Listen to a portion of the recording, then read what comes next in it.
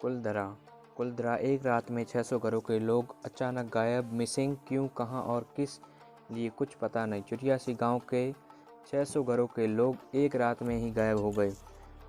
कहा जाता है कि अब कुलधरा में भूत प्रेत आत्माएं रहती है।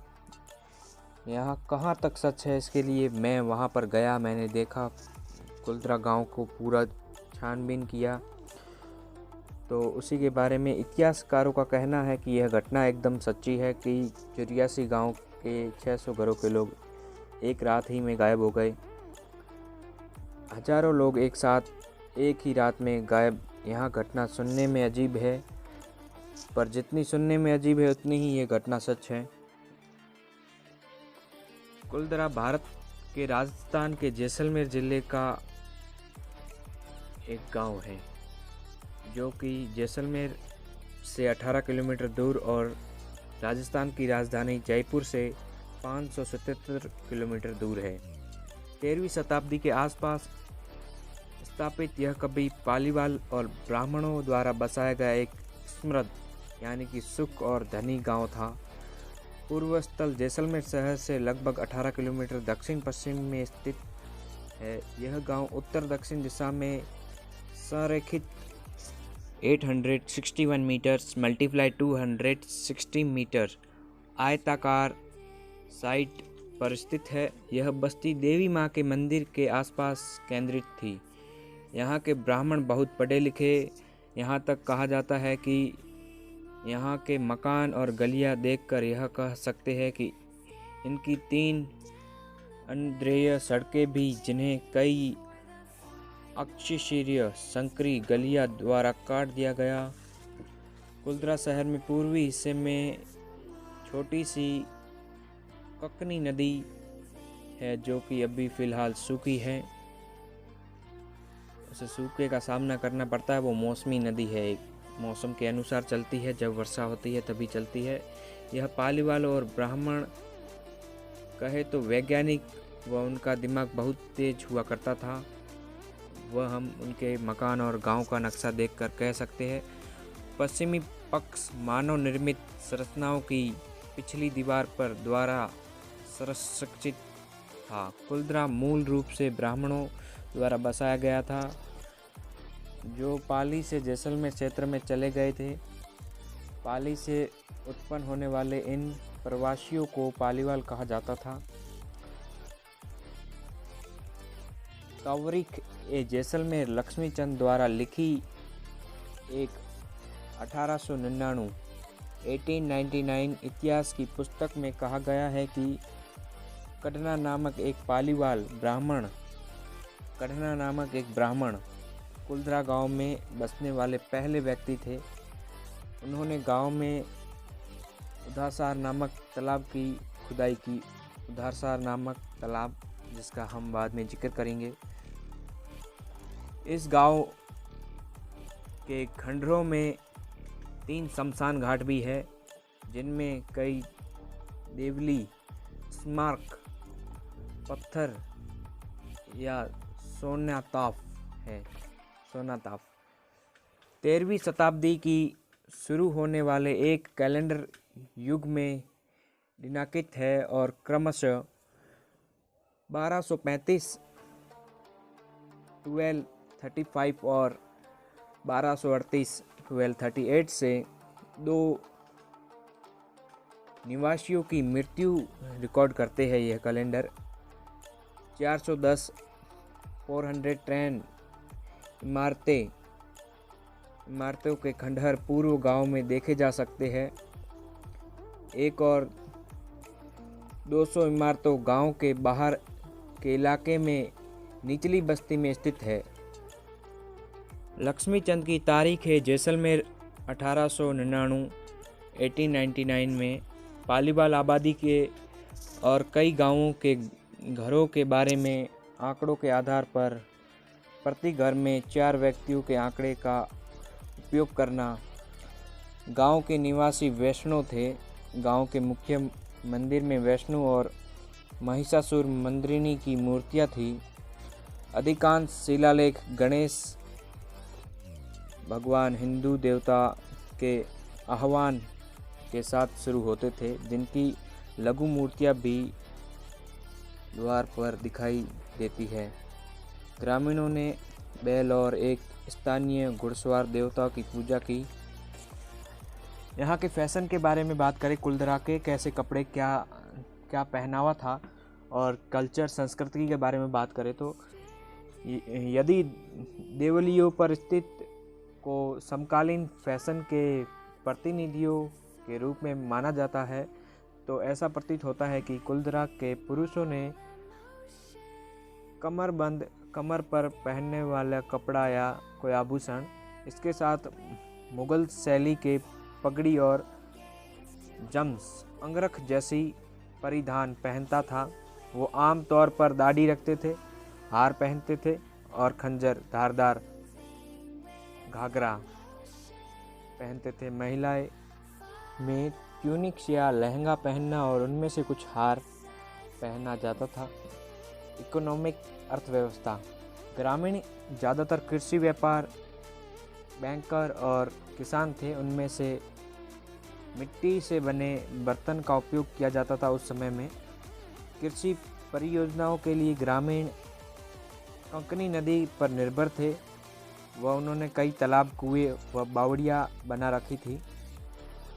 उन्होंने खरीन का उपयोग करके पानी का दहन किया। खरीन खेत एक कृत्रिम अवसाद 3 तरफ से क्षतिग्रस्त हो गया। जब खरीन में पानी वाष्प हो गया तो यहाँ ज्वार, गेहूं और चने के लिए अनुकूल हो गया।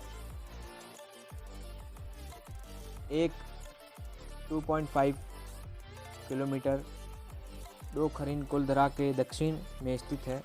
कुलधरा के पास ककनी नदी 2 धाराओं में मिलती है।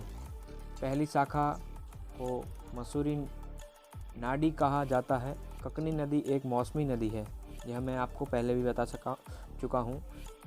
जब यह सूख गया तो ग्रामीणों ने कुएं और सोतले कुएं का उपयोग करके भूजल का दहन किया। एक स्तंभ शिलालेख में लिखा है कि तेजपाल, एक कुलधरा ब्राह्मण ने 1815 1815 VS 1757 ईस्वी 1757 में कदम अच्छी तरह से कमीशन किया।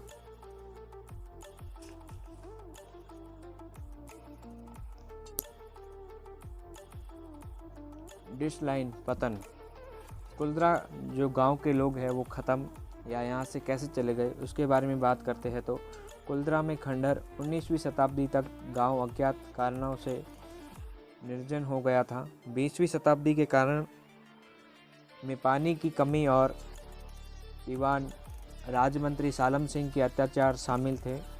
राजमंत्री सालम सिंह अत्याचारों की कहानियाँ बहुत मशहूर थी, इतिहास में भी इसका जिक्र है।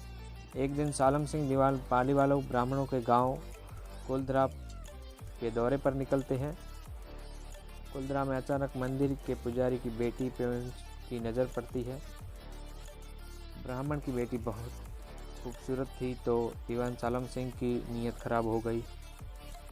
तो उसने 3-4 उसी गांव के मंदिर के चक्कर काटे पुजारी की बेटी को देखने के लिए।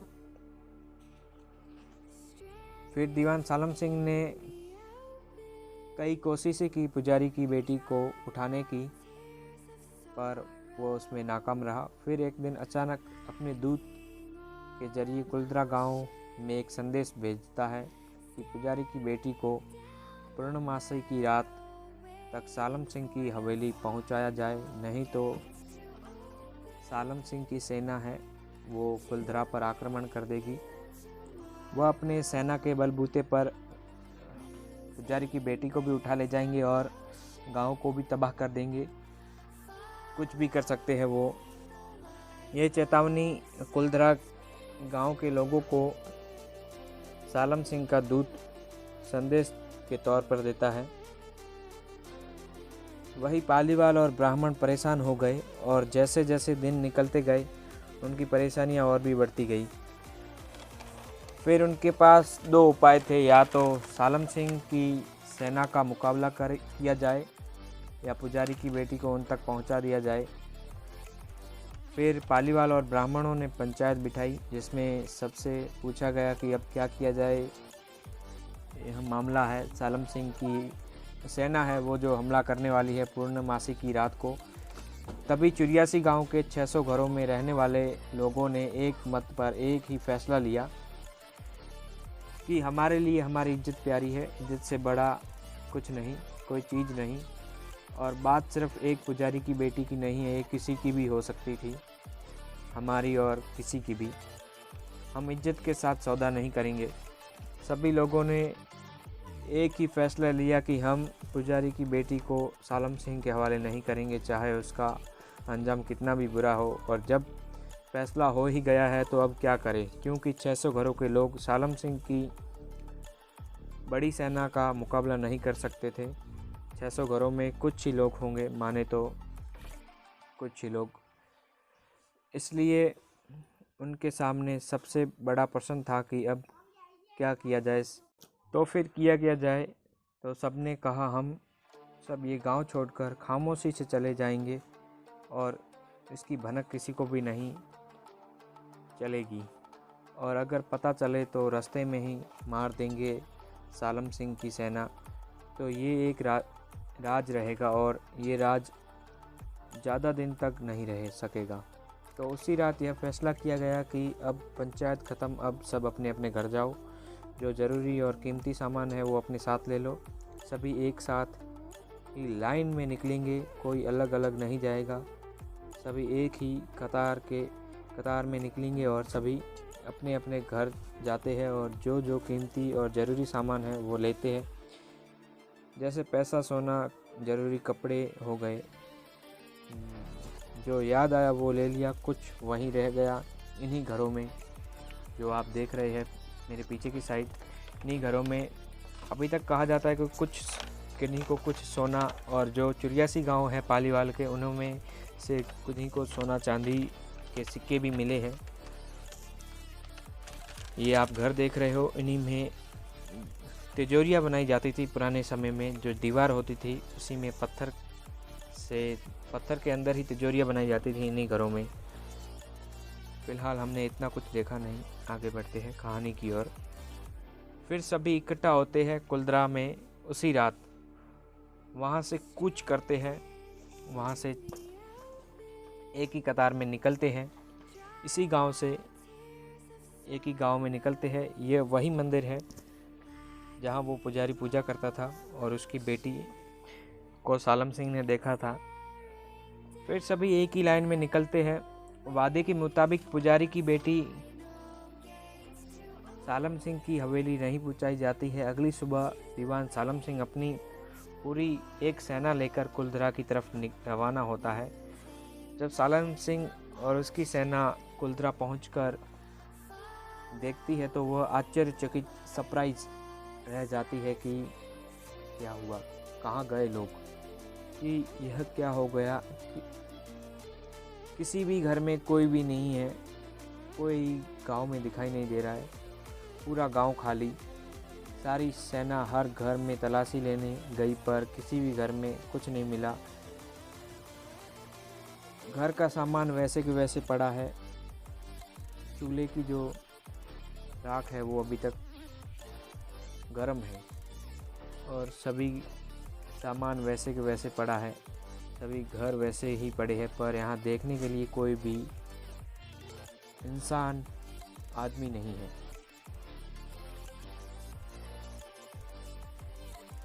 ज़्यादातर सब कुछ वैसा का वैसा था, वहाँ पर कोई भी नहीं था सेना के अलावा।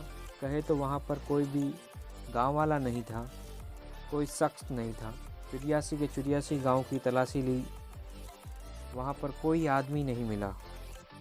सेना हक्का बक्का रह गई और वो सारे परेशान। इसके बाद दीवान सालम सिंह को यह खबर मिली जाती है कि लोग यहाँ से गायब हो गए हैं, यहाँ से निकल गए हैं, तो सालम सिंह भी परेशान हो जाता है। उसके बाद यह कभी पता नहीं चला कि वह चुरियासी गांव के लोग कहाँ चले गए। 600 घरों के लोग आखिर गए तो गए कहाँ, कहाँ मिसिंग हो गए। इतिहासकार का कहना है कि वह लोग राजस्थान से भी बाहर चले गए और सब फैल गए राजस्थान से बाहर। कहा जाता है कि कुछ लोग मथुरा और आगरा भी जाकर बस गए। यहाँ के कुलधरा के लोग जो ब्राह्मण और पालीवाल थे वो कुलधरा गए से बाहर चले गए, आगरा और मथुरा। कहा जाता है इतिहासकारों के द्वारा। जब हम यहाँ पर पहुँचे तो हमें भी जो ये घर थे वैसे के वैसे ही दिख रहे थे। इन दीवारों पर गोबर और मिट्टी का लेप किया गया था, जो कि राजस्थान पर्यावरण या जो पर्यटक विभाग है उसके द्वारा किया गया है, और ये घर अभी तक वैसे के वैसे पड़े हैं। इतिहास में यह भी कहा गया है कि इतिहासकारों के द्वारा कि यहाँ पर पानी की कमी और भूकंप, पर यहाँ पर मुझे भूकंप जैसा कुछ नहीं लगा, क्योंकि यहाँ पर जो पिलर है पहले के ज़माने में जो ये घर बनाए गए थे तब मिट्टी से बनाए गए थे, और जो सीमेंट उस टाइम नहीं हुआ करता था, चूना सीमेंट। तो ये जो घर है वैसे के वैसे पड़े हैं 13वीं शताब्दी से लेकर। यहाँ मुझे भूकंप का कुछ ऐसा लगा नहीं। और रही बात पानी की, तो कहा जाता है कि जो यहाँ पर पानी की समस्या सबसे बड़ी बताई जाती है। पानी यहाँ पर बहुत ही कम कतार पर ख़त्म होने की कतार पर था, तो इसलिए यह लोग यहाँ ये छोड़कर चले गए। पर मुझे ऐसा कुछ नहीं लगता है, क्योंकि ये लोग बहुत ही मजबूरी में गए होंगे। अपने बने बनाए घर को छोड़ना बहुत ही मुश्किल होता है। इतने सुंदर ये घर बनाए हुए थे, इनके दरवाजे और खिड़कियाँ, जो इनके पिलर लगाए गए थे, स्तंभ थे, वह देखकर और इनकी डिज़ाइन देखकर ही बहुत ही खूबसूरत सा अंदाज़ होता है। अंदाज़ जो इनका है बनाए हुए आकृति है वो बहुत ही खूबसूरत है। इनके घरों में जो पिलर और घर बनाए गए हैं अंदर से। जैसे ही हम इस कमरे के अंदर गए तो हमें बहुत ही एकदम बाहर जैसे गर्मी थी, तो अंदर आए इस कमरे के तो हमें बहुत ही अच्छा महसूस होने लगा। ठंड सी थी, ज़्यादा ना ही तापमान ज़्यादा था और ना ही तापमान कम था, एकदम बरोबर, ना ज़्यादा गर्मी ना ज़्यादा ठंड, बरोबर एकदम तापमान ऐसा एकदम शांत पूर्वक। जो बाहर जो टूरिस्ट घूम रहे थे हमें उनकी भी ज़्यादातर आवाज़ इस कमरे के अंदर नहीं आ रही थी। जो इस कमरे के इस साइड में एक तहखाना है, हम उस साइड नहीं गए, हमें पता नहीं था। हम बाद में हमें पता चला इस घर में उस साइड तहखाना है। अब की बार हम जाएंगे तो ज़रूर देखेंगे उस तहखाने में। कहा जाता है कि वहाँ जाने की इजाज़त नहीं है। एक पहले रिसर्च टीम आई थी, वो वहाँ पर गई थी अंदर, उसके बाद उसे बंद कर दिया गया। हमने वो दरवाज़ा ठीक से देखा नहीं। पर हम अभी तक ज़्यादा घरों में गए भी नहीं हैं। आगे एक और वीडियो लेकर आएंगे कुलधरा के बारे में, उसमें आप